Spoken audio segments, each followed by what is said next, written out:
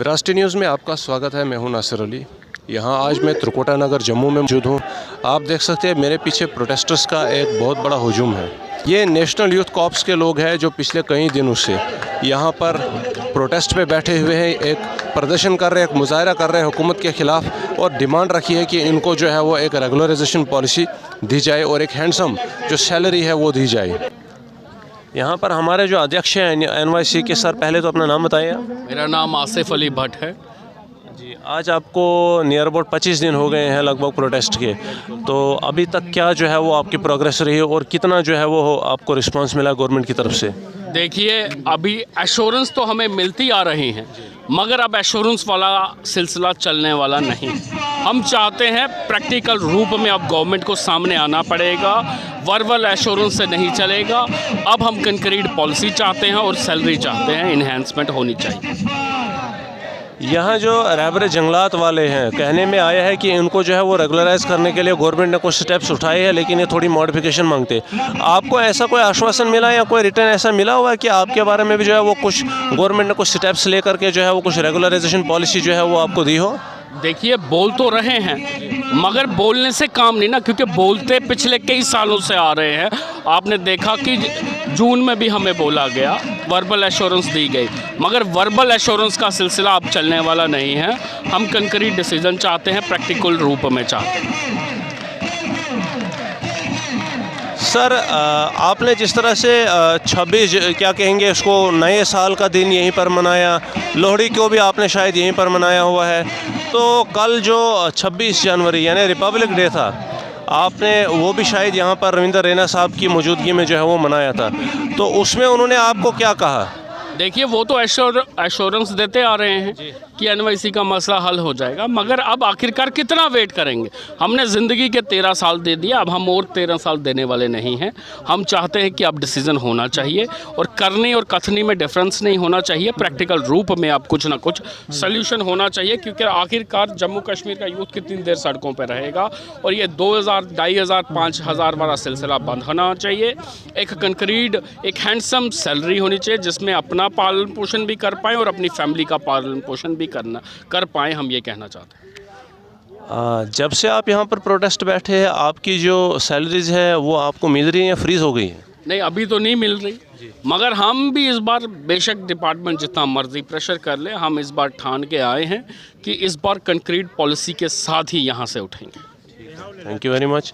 Jammu Kashmir national youth corps के अध्यक्ष जो है वो हमारे साथ इस वक्त बात कर रहे थे यहाँ पर, और इन्होंने कहा कि जितने भी 25-26 दिन जो भी यहाँ पर इन्होंने अपना वक्त बिताया हुआ है, अभी तक जो है वो सिर्फ आश्वासन ही मिला है, और अभी तक इनको सिर्फ आश्वासन ही मिला है, और उसके अलावा कोई भी जो वो रिटन डॉक्यूमेंट या कोई जो है वो गवर्नमेंट की तरफ से कोई डिसीजन इनके फेवर में नहीं लिया गया है। आपको बताते चले कि नेशनल यूथ कॉर्प्स की जो डिमांड है वो एक रेगुलराइजेशन पॉलिसी और एक हैंडसम सैलरी की है, और अभी तक जो है वो इन दोनों में से कोई भी जो है वो इनको पॉलिसी नहीं दी गई है, और कोई भी डिमांड जो है वो पूरी नहीं हुई है। नेशनल यूथ कॉर्प्स को आज यहाँ लगभग 25 दिन हो गए हैं प्रोटेस्ट करने के, और अभी भी इनका जो प्रदर्शन है वो जारी है। पास करो इसको। हमारे साथ यहाँ पर सुजाता जी है इस वक्त, जो यहाँ जम्मू से ताल्लुक़ रखते हैं और नेशनल यूथ कॉर्प्स के प्रोटेस्ट में ये भी बराबर की जो है वो शरीक है। आइए इनसे पूछते हैं।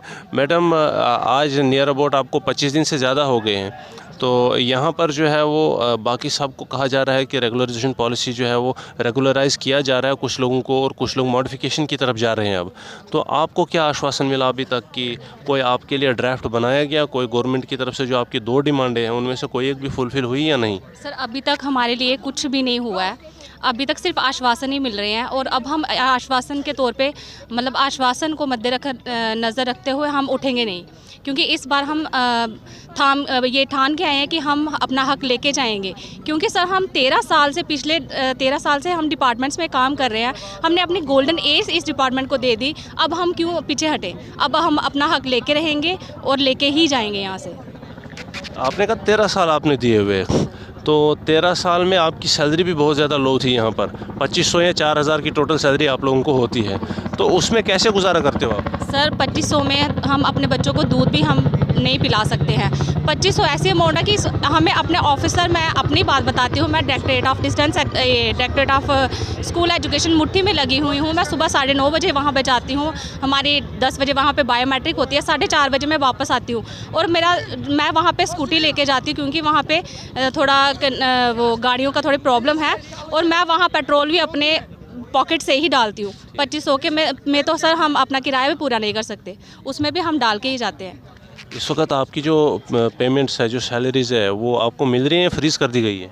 नहीं सर, वो तो हमें मिल रही है, वो तो हमें मिल रही है, मगर 2500 तो गुजारा नहीं है ना सर। हम अपने आपके चैनल के माध्यम से हम यही रिक्वेस्ट करते हैं कि सर प्लीज़ हमारी सैलरी को एनहांस किया जाए, जिससे हम अपने बच्चों का फ्यूचर बना सकें और हमारे लिए एक पॉलिसी तैयार की जाए। रेगुलराइजेशन पॉलिसी और दूसरा आपकी मांग है हैंडसम सैलरी।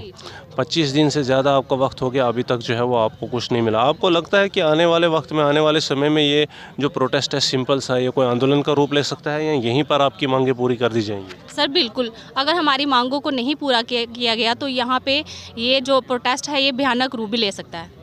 हाँ जी, थैंक यू वेरी मच। आपने जो है वो क्लियरली सुना हुआ है। मैं आपको बताता चलूँ कि आसपास जो है रहबरे जंगलात वगैरह या दूसरे लोग जो है वो उनकी मांगों को कहीं किसी हद तक गवर्नमेंट ने जो है वो मानना शुरू कर दिया और उनको ऑफर्स आना भी शुरू हो चुके हैं।